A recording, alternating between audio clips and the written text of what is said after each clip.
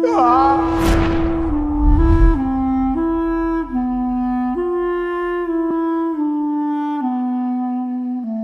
मर रहे हैं सर।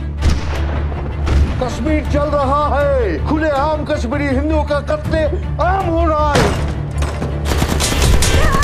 पंडितों को किसी ने नहीं भगाया, वो खुद भागे, गवर्नर से मिल गए। जहाँ शिव, सरस्वती, ऋषि कश्यप हुए, वो कश्मीर हमारा था। Kashmir has never been an integral part of India and this is a historical fact. Kashmir!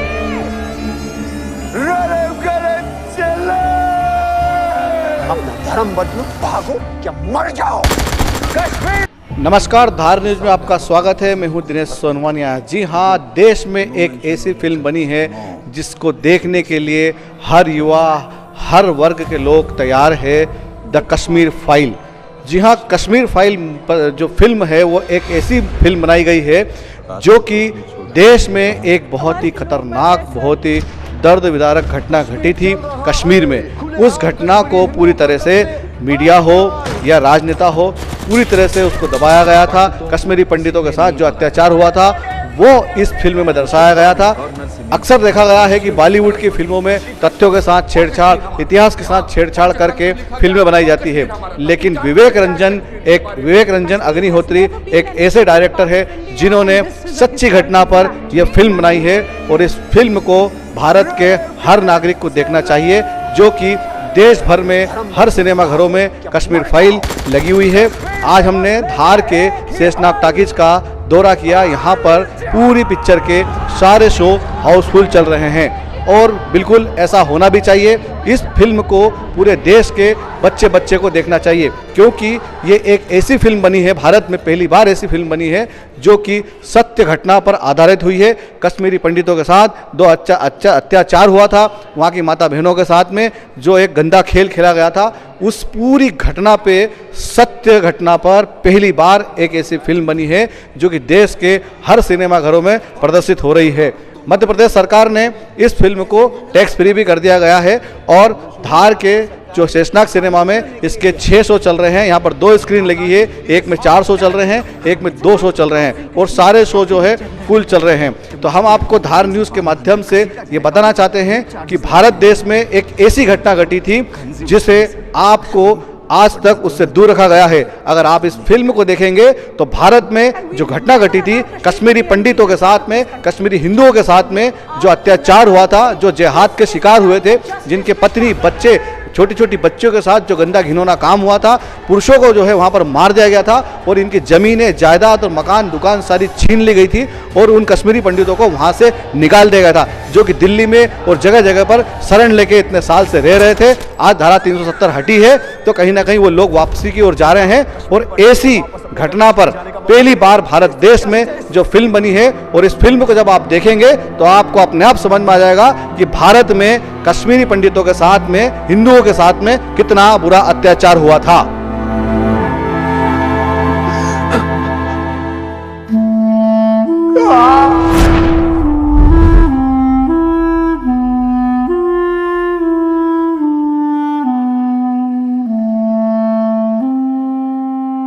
देश की ऐसी सच्ची घटना पर जो फिल्म बनी है, इस फिल्म पर मेरे साथ बात करने के लिए हमारे वरिष्ठ साथी संजय वाजपेयी मेरे साथ है। वाजपेयी जी, मैं आपसे जानना चाहूँगा, देश में एक पहली घटना घटी थी जो कि कश्मीर में जो है जिहाद के जो है शिकार हुए थे कश्मीरी पंडित, जो हिंदुओं के साथ अत्याचार हुआ था, उस पर पहली बार एक फिल्म बनी है। ऐसी फिल्में बार बार क्यों नहीं बनती और ऐसी फिल्मों का नहीं बनने का कारण क्या है? बॉलीवुड ने पहली बार ऐसी फिल्म बनाई है जिसमें इतिहास के तथ्यों के साथ छेड़छाड़ नहीं गई और जो ओरिजिनल घटना थी वो ओरिजिनल घटना बताई गई है। नहीं, इसके पूर्व बॉलीवुड बदनाम रहा है कि वह इतिहास के साथ छेड़छाड़ करता है, तोड़ मरोड़ के पेश करता है, गलत इतिहास बताता है। फिल्में पूर्व बनी वो बहुत विवादित रहीं, उसमें कहीं ना कहीं हिंदू देवी देवताओं का अपमान बताया गया, तो कहीं राष्ट्र के खिलाफ बताई गई, ऐसी चीज़ें बताई। पहली बार ऐसा हुआ है, इस डायरेक्टर को बधाई देते हैं हम कि इसने पहली बार ऐसी फिल्म बनाई जिसमें ओरिजिनल घटना बिल्कुल बताई गई, हर घटना को सत्यता के साथ बताया गया है। तो इसलिए फिल्म बहुत पसंद की जा रही है और जनता इसे देखना खूब आ रही है और ऐसी फिल्में बनना चाहिए। तो बॉलीवुड पर कहीं ना कहीं जो एक सेंसर का अंकुश है वो लगना चाहिए कि जो पूर्व फिल्में बनी है वो जो इतिहास छेड़छाड़ कर फिल्म बनाई गई थी उसी फिल्में नहीं बने और ऐसी ऐतिहासिक फिल्में बने और ओरिजिनल घटनाओं में बने, ताकि आने वाली पीढ़ी को इन घटनाओं के मामले में ज्ञात हो सके, जानकारी मिल सके ऐसी घटनाओं की।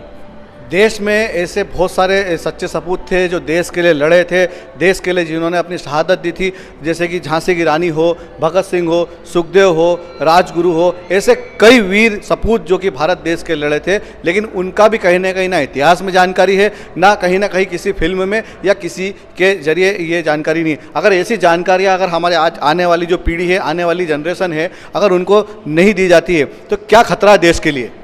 कहीं ना कहीं जैसे मैंने बॉलीवुड की बात करी कि इतिहास के साथ छेड़छाड़ की गई या गलत जानकारी दी गई, वैसे ही कुछ इतिहासकारों ने भी हमारे साथ किया है। गलत इतिहास बताया गया है, हमें ओरिजिनल घटनाओं से, ओरिजिनल इतिहास से वंचित रखा गया है। तो कई ऐसे महान क्रांतिकारी हुए, महान देशभक्त हुए, स्वतंत्रता सेनानी हुए, जिन्होंने देश की आज़ादी में अपनी महत्वपूर्ण भूमिका निभाई और इस राष्ट्र के निर्माण में अपनी भूमिका निभाई, लेकिन उन्हें कहीं ना कहीं दरकिनार कर दिया गया, इतिहास में उन्हें स्थान नहीं दिया गया। तो ऐसे लोगों को भी अब निकाल कर, उनका इतिहास निकाल कर नई पीढ़ी बताना चाहिए, उस पर फिल्म बनाए, चाहे किताबें लिखें। तो जो लोग इतिहास से वंचित कर दिए गए एक योजना के तहत, उन्हें अब सामने लाना चाहिए। जैसे कि कुछ फिल्में पहले हमने देखी होगी, अकबर जो जोधा हो गई, पद्मावती हो गई, पीके हो गई, ऐसी फिल्में जिसमें कि इतिहास के साथ में छेड़छाड़ की गई, हिंदू देवी देवताओं के साथ में उनके अपमानजनक उनके ऊपर टिप्पणियां की गई, ऐसी फिल्में देश में बनाई जाती है और जिनकी शूटिंग के दौरान भी विवाद की स्थितियां बनती, उसके बाद भी सेंसर ऐसी फिल्मों को पास कर देता है और लगा देता है। तो कहीं ना कहीं ऐसी फिल्मों पर क्या अंकुश लगना चाहिए जो देश में छेड़खानी करती है, और ऐसे डायरेक्टरों को प्रमोट करना चाहिए, या बॉलीवुड में भी इस तरह का कोई एक नियम बनना चाहिए कि फिल्म बने तो देश की संस्कृति पर, देश के पुराने इतिहास जो कि हम भी नहीं जानते हैं, ऐसे पे क्या फिल्में बनना चाहिए?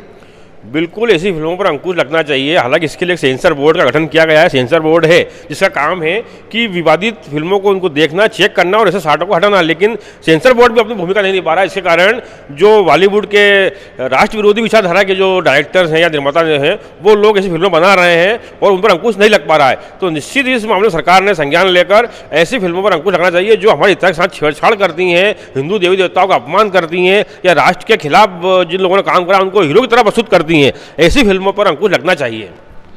ये भी माना जाए कि देश के अंदर जितने भी डायरेक्टर हैं जो फिल्में बनाते हैं, उनमें कहीं ना कहीं पीछे से जो फाइनेंस होता है, जो पैसा लगाया जाता है, वो कहीं ना कहीं माफियाओं का पैसा लगता है, और माफिया ऐसी फिल्मों को इंट्रोड्यूस कराते हैं जो कि देश की संस्कृति या देश के निर्माण के बीच में जो भी जिनने भूमिका निभाई है, ऐसी चीज़ों के खिलाफ जो है पैसा लगाने वाली जो पीछे से जो माफियागिरी होती है, क्या ऐसे माफियागिरों का पैसा लगता है बॉलीवुड में, तब जाके ऐसी फिल्में बनती है जो कि हमारे देश के खिलाफ जाती है?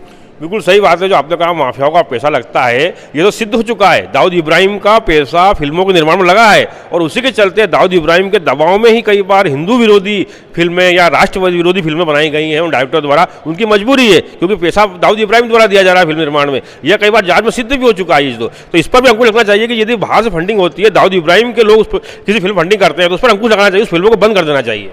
तो कहीं ना कहीं देश में जो पिक्चरें बनती है, बड़े बड़े डायरेक्टर हैं जो कि आज सिनेमा में अपना नाम बताते हैं, छोटे पर्दे पर बड़े पर्दे पर आकर अपनी भूमिका बताते हैं, लेकिन कहीं ना कहीं फिल्म निर्माण के पीछे इनका पैसा लगा रहता है, जो कि माफियागिरी का पैसा होता है, 2 नंबर का पैसा होता है। बड़े बड़े फाइनेंसर होते हैं और वो पास कर वो अपनी मंशा रखते हैं कि ऐसी ही फिल्म बनाई जाए जिसमें राष्ट्र के विरोध में जाए, या भारत से जो भी संस्कृतियों के साथ छेड़खानी की गई हो, या पुराने इतिहास के साथ छेड़छाड़ की गई हो, ऐसी फिल्मों को जो है प्रमोट किया जाता है। लेकिन सच्ची घटनाओं पर, देश के ऊपर कोई फिल्में बनाने में सारे डायरेक्टर सोचते हैं। हालांकि विवेक रंजन अग्निहोत्री ने ये एक बहुत अच्छी पहल की है और इसको भारत सरकार ने भी इसकी सराहना की है, और ऐसी फिल्में बनाना चाहिए जिससे कि हमारी आने वाली पीढ़ी को भी कहीं ना कहीं जानकारियां मिल सके। दिनेश सोनवानिया, धार न्यूज़, धार मध्य प्रदेश। अग्निहोत्री जी ने बहुत ही अच्छा निर्देशन किया है, स्टोरी बहुत ही अच्छी थी, और जो जेनोसाइड हमारे कश्मीर हिंदुओं के साथ हुआ है उसको बहुत ही अच्छी तरह से निर्देशित करके पर्दे पर उतारा है।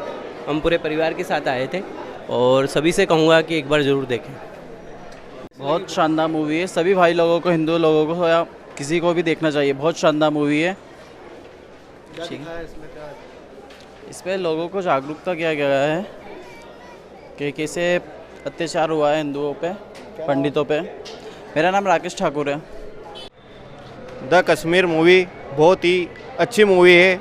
सभी मित्रों से मेरा निवेदन है कि भारी से भारी संख्या में आकर ये मूवी देखें।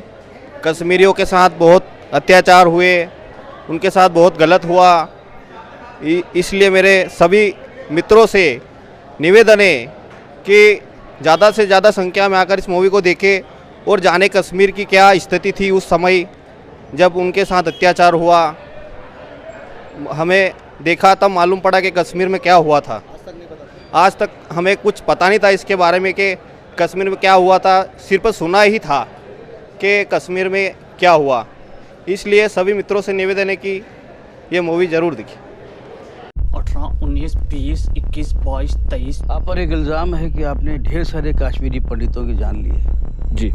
कितने लोगों को मारा होगा आपने? 20, 25। अगर वो आपसे कहते कि अपने सगे भाई को मार दो तो? मार देते। और आपसे आपकी माँ को मारने के लिए कहते तो मार देते? मार देते।